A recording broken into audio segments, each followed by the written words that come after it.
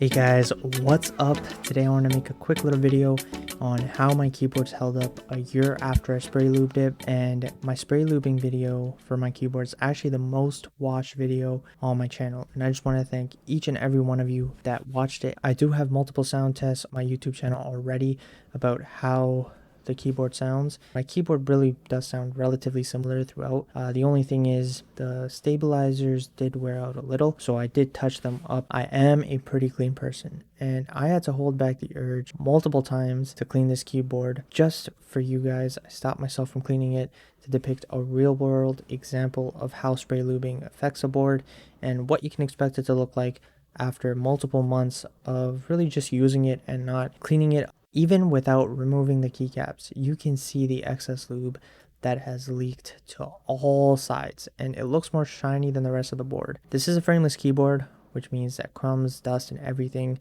does have some little areas to escape and not necessarily just get jammed at the bottom like all the keyboards with the frame do, where you can't really see what's under there, but you know it's just going to be absolutely disgusting if you take off the keycaps. First step, obviously, is to take off all the keycaps. As you can see, normally all you'd find between the keyboard is some dust, crumbs if you eat at your desk, and maybe a couple hairs.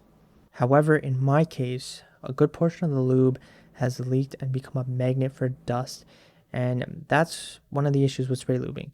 Because you might tend to over lube your keys while you're spray lubing, this crap is going to leak everywhere as soon as it finds a way to leak out, and leak out it did. So now that I've shown you the effects, first things first, I'm going to show you how to clean it. All the keycaps that you have off, it's a good time to wash them. I like to take some water and some soap, let the keycaps marinate in there for a little bit, and while that's happening, you're going to go back to your keyboard, and you can, of course, first step, take compressed air so you can get all the big garbage out of there. And you'll also want to grab some Q-tips, isopropyl alcohol, a microfiber towel, and it's pretty straightforward, So use your microfiber towel to clean up the big stuff that you can get into. And in all the areas between the keys, you're going to use that Q-tip, dip it in some isopropyl alcohol, and just go at it. I spent about 30 minutes to an hour doing this exact thing over and over again until I was happy with how it turned out.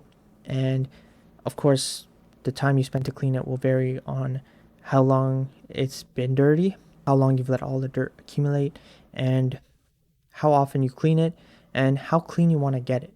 So, you could have stopped after just taking a microfiber towel and wiping up most of the gunk you see, whereas I wanted it a little bit more cleaner.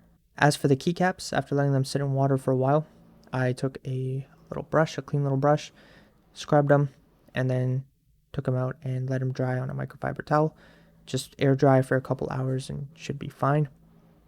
Now, this is what the keyboard looks like. As you can see, I think it's a pretty big difference. I can't see any more shine. Obviously, it's not perfect, and while you have the keycaps off, it would probably be a good time to touch up any areas that have started to sound a little bad. For instance, my right side of my space bar, the stab sounded really, really annoying. Put a little bit more grease in there, it's working just fine. Same with my shift keys, and life's good again. I hope this video helped. Thanks for watching, and I'll catch you all in the next one. Peace out.